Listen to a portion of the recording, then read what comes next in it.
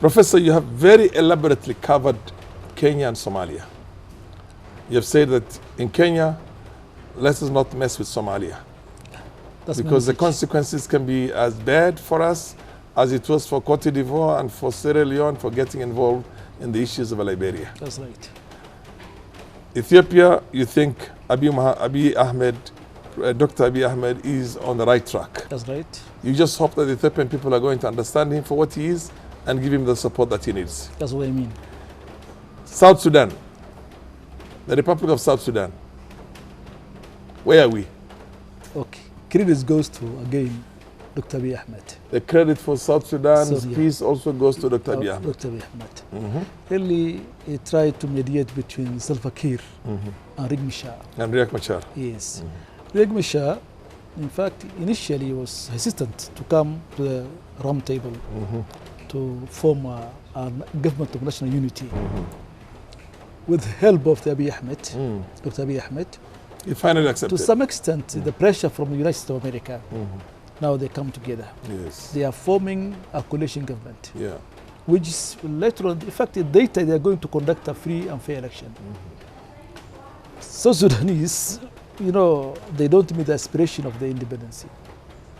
Initially, they are hoping for, when they gain independence from north of Sudan, the country will be what they call, you know, a peace and prosperous of the semblance of what they call the stable, newly, you know, stable of South Sudan.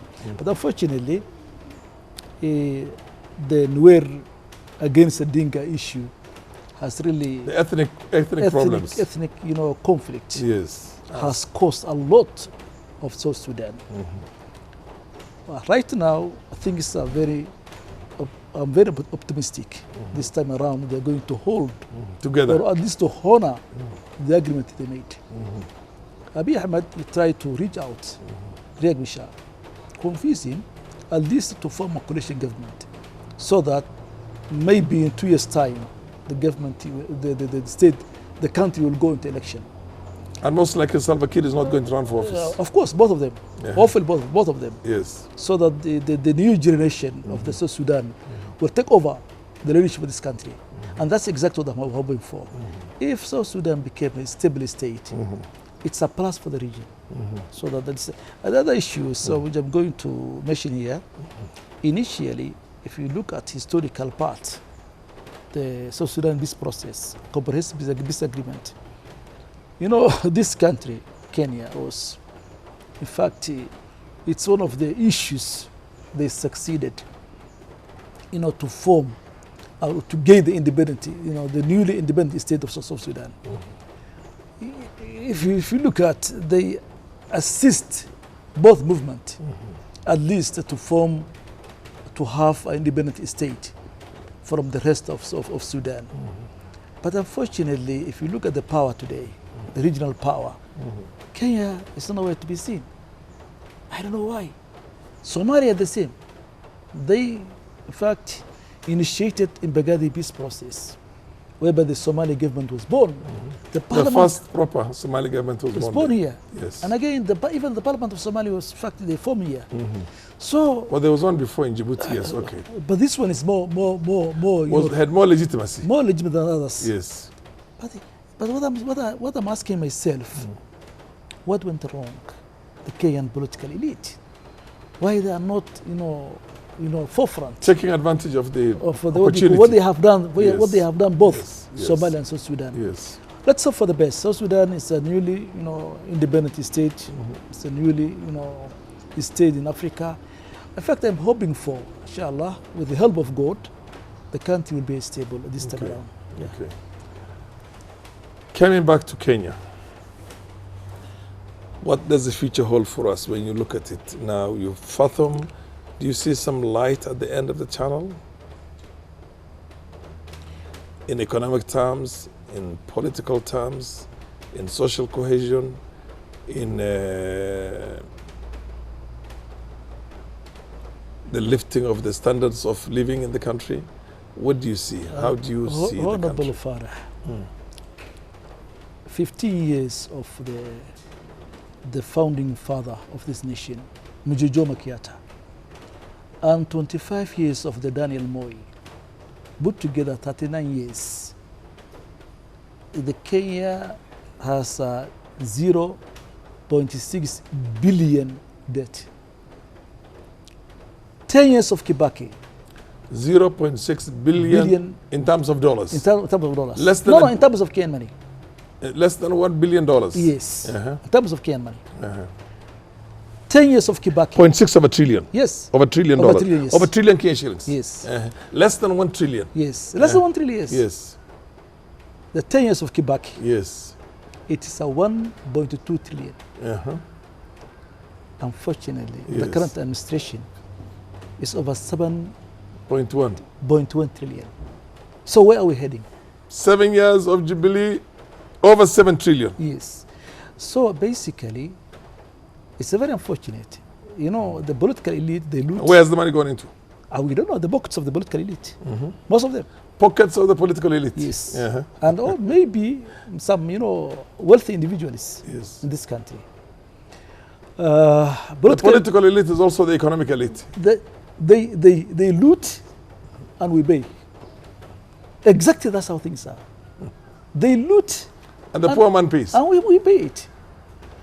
So if the current, administration is not careful about the economy and the well-being of this country, this great nation, in fact, Kenya is among the countries which economically collapsed in 2030. 2030. And as I'm saying, I'm repeating it, we have at the top economists in this country, like Dr. David D. Yes. It's one of them. Nobody listens to him. But he was going to listen to it.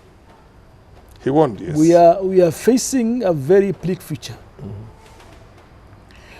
This country, I don't know why it's not collapsing it. Because they are looting right, left and center. I don't know. Maybe we are so patient people. We're blessed. In fact, the Almighty. In fact, with the help of God. Yes. Just still we are struggling. At the rate we're stealing, this country should have collapsed many years back. In 7 years. Yes. 3.7 trillion in 7 years. The political leaders, they must act themselves. This is a political responsibility. When you are head of a state, you must be responsible for the community. You have to leave a legacy. President Uhuru, God has given a knowledge. God has given what you call the wealth. He's a very energetic person. Very young man. This is a time he's going to leave the legacy.